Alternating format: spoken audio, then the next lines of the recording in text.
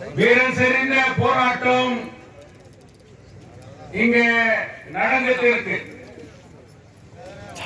உங்ககிட்ட என்னுடைய பணிவான வேண்டுகோள், நான் முதல் நாளே பேசும்போது சொன்னேன், நீங்க உங்களுடைய டிமாண்ட்ஸ முழக்கமா எழுப்பணும்னு சொன்னேன்.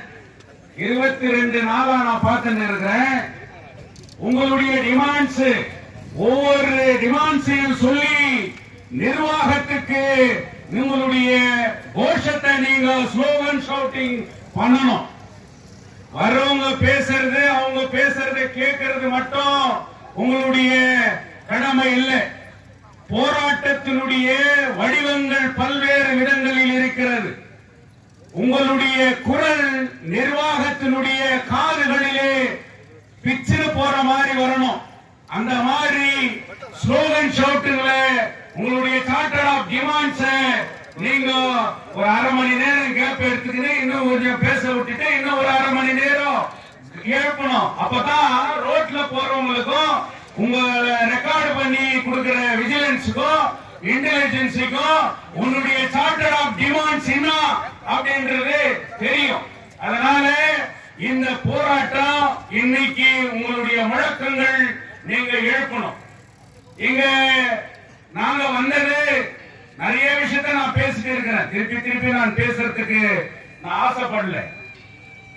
நம்மளுடைய நான் 2 நாளைக்கு முன்ன இங்க நான் பேசும்போது சொன்னேன், இந்திய கம்யூனிஸ்ட் கட்சியின் சார்பில் எங்களுடைய நாடாளுமன்ற ராஜ்யசபா எம்பிக்கள் உங்களுக்காக குரல் கொடுப்பார்கள். அவர்கள் குரல் கொடுக்கின்ற போது அவர்கள் உங்களுக்காக என்ன குரல் கொடுத்தார்களோ அந்த கடிதத்தோடு உங்கள் பந்தலுக்கு நான் வருவேன் என்கின்ற உத்தரவாதத்தை நான் சொன்னேன். அந்த உத்தரவாதத்தை நேற்று செய்துவிட்டேன் என்பதை எங்களுடைய அகில இந்திய AYF நேஷனல் எக்ஸிகியூட்டிவ் உறுப்பினரும் கர்நாடக மாநிலத்தினுடைய AYF மாநில தலைவரும் இந்திய கம்யூனிஸ்ட் கட்சியினுடைய இளம் கர்நாடகத்தினுடைய மாநிலத்தினுடைய தலைவர்களில் ஒருவரும் என்னை விட அருமையாக பேசக்கூடியவருமான தோழர் ஹரிஷ் பால் அவர்கள் இந்த மேடைக்கு வந்திருக்கிறார். அவரை உங்களின் சார்பாக நான் வருக என்று வரவேற்கின்றேன். அவர் வந்த நோக்கத்தையும் உங்களுடைய போராட்டங்களை பற்றி அவர் பேசுவார். இன்னைக்கு ஒரு சில விஷயங்களை மட்டும் நான் இங்க சொல்ல கடமைப்பட்டிருக்கின்றேன். நேற்று உங்களுடைய வழக்கு நீதிமன்றத்திற்கு வந்தது. நீங்க உங்க கேஸ அவ்வளவு ஈஸியா அண்டர் எஸ்டிமேட் போடக்கூடாது. உங்க போராட்டம் எங்க சூடு புடிச்சு தெரியுமா? நீங்க நூற்றுக்கணக்கான தொழிலாளர்கள் ஒன்றுக்கு 2 அந்த நீதிமன்றத்தையே முற்றுகையிட்டு உங்களுடைய ஒற்றுமையையும் உங்களுடைய நோக்கத்தையும் தங்கவயல் நீதிமன்றத்திற்கு காட்டினீர்களே, அன்றைக்கு உங்களுடைய போராட்டத்தினுடைய வலிமை ஒன்று கூடியது என்பதை நீங்கள் உணர வேண்டும். அது சாதாரண வழக்கல்ல. அதை சாதாரணமாக யாராவது பேசுவார்களேயானால் அவர்கள்தான் சாதாரணமானவர்கள் என்பதை உங்கள் சார்பாக நான் சொல்ல கடமைப்பட்டிருக்கின்றேன். அன்றைக்கு பல முறை நீதிபதிக்கு நாங்கள் வாதத்தை வைத்தோம். கன்சிலேஷன் நடக்குது, கன்சிலேஷனுக்கு மேனேஜ்மெண்ட் போக மாட்டோம், நாங்க போராட்டத்துக்கு போறதுக்கு தயார் இல்லை, கன்சிலேஷனுக்கு வர சொல்லு, நாங்க பேசி இந்த பிரச்சனையை தீர்த்துக்கிறோம் சொல்லிட்டு நாம அவனுக்கு 100 வாட்டி சொன்னோம். எத்தனையோ டேட் கொடுத்தாரு நீதிபதி கன்சிலேஷன்ல போய் பேசுங்கன்னு சொல்லிட்டு.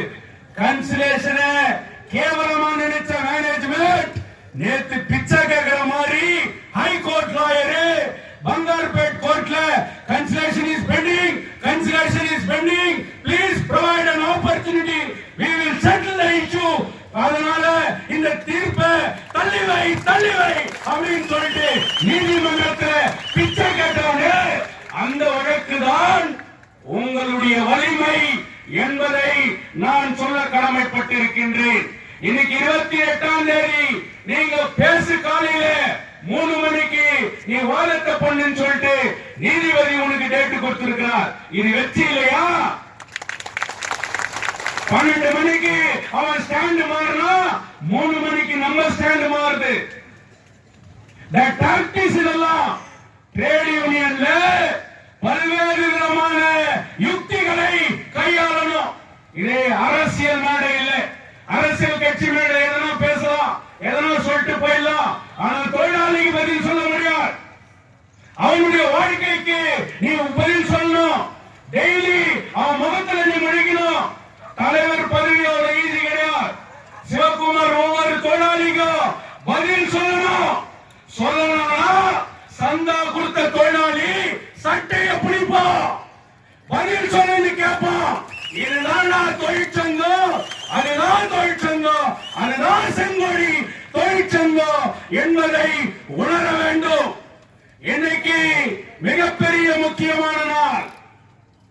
அண்ணல் அம்பேத்கர் அவர்கள், பாபா சாஹேப் அம்பேத்கர் அவர்கள் இந்திய நாட்டிலே ஜாதியின் பெயராலும் மதத்தின் பெயராலும் ஒவ்வொரு மனிதனையும் அடையாளப்படுத்திய முறையை ஒழித்து இந்த நாட்டிற்கு நம்மை நாமே ஆள்வதற்காக ஒரு அரசியல் சாசன சட்டத்தை வடிவமைத்து கொடுத்தது பாபா சாஹேப் அம்பேத்கர் அவர்கள்.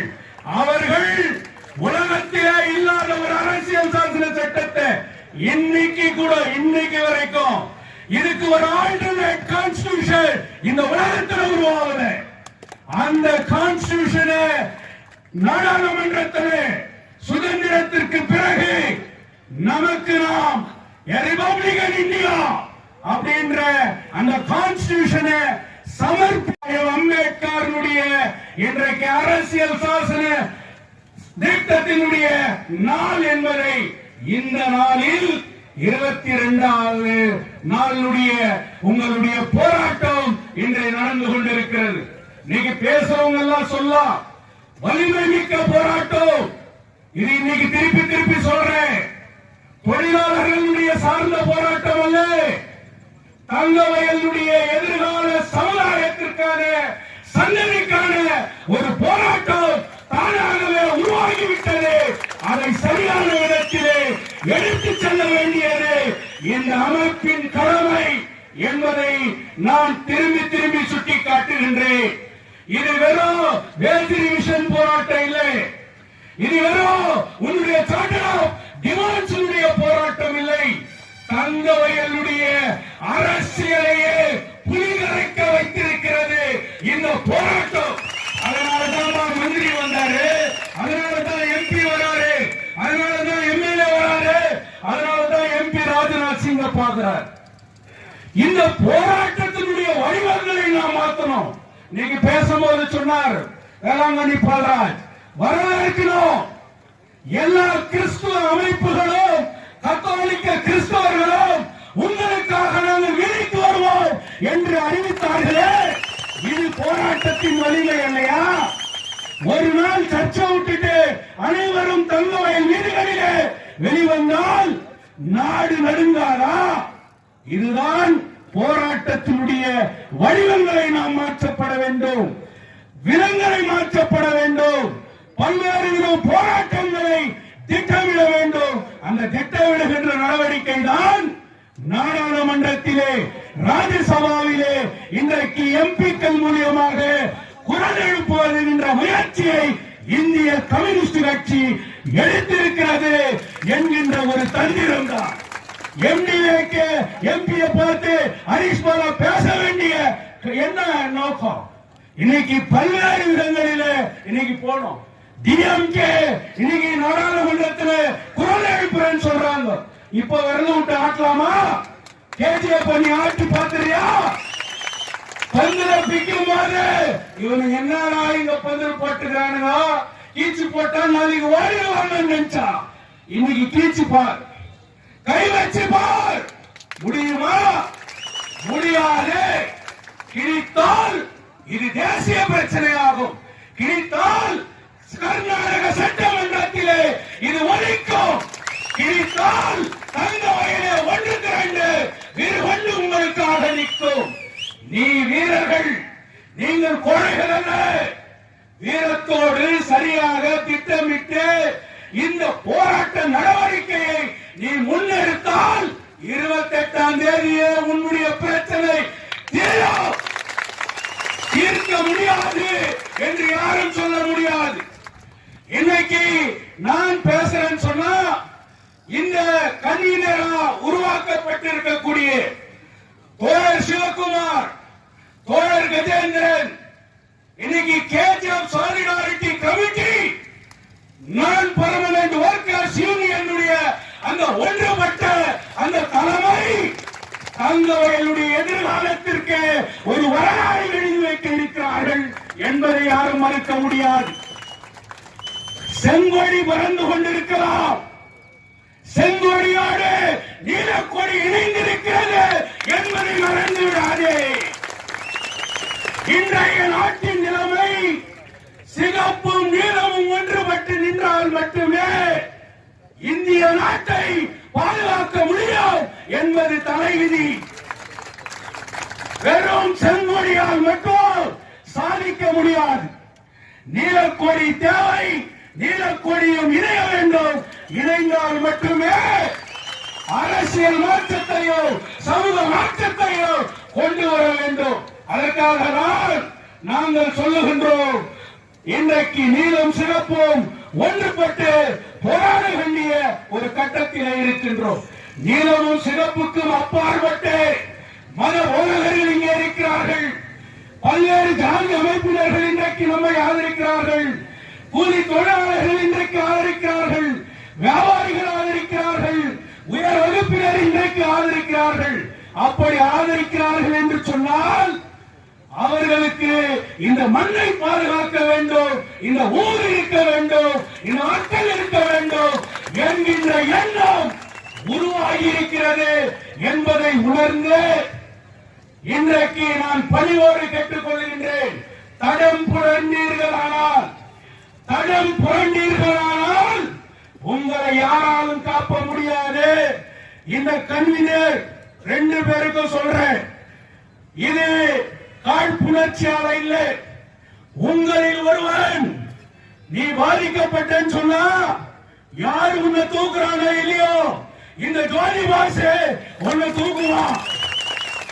ஓடுறவனா இல்ல, ஒளிறவனா இல்ல, இன்னைக்கு வீடு கொண்டு இரவும் பகலும் இன்னும் உன்னோட உண்ணாவிரத உட்கார்றதுக்கு தயார். அப்படிப்பட்டவன் நான் என்பதை, அப்படிப்பட்டவருடைய ஆதரவு உனக்கு இருக்கிறது என்பதை நீ உணர வேண்டும். சரியான விதத்திலே போராட்டத்தை திட்டமிடுங்கள். அரசு பயந்திருக்கிறது, போலீஸ் பயந்திருக்கிறது, நிர்வாகம் பயந்திருக்கிறது, ஆட்சியாளர்கள் பயந்திருக்கிறார்கள். ஆனால் உன் பலம் உனக்கு தெரியவில்லை. உன்னுடைய பலம் யார் என்பதை நீ உணராமல் இருக்கிறாய். அதனால் அதை உணர்ந்து சரியான விதத்திலே சரியான முறையிலே ஒரு அமைப்பை உருவாக்கிறீர்கள். அந்த அமைப்பையே தூக்கி முடி.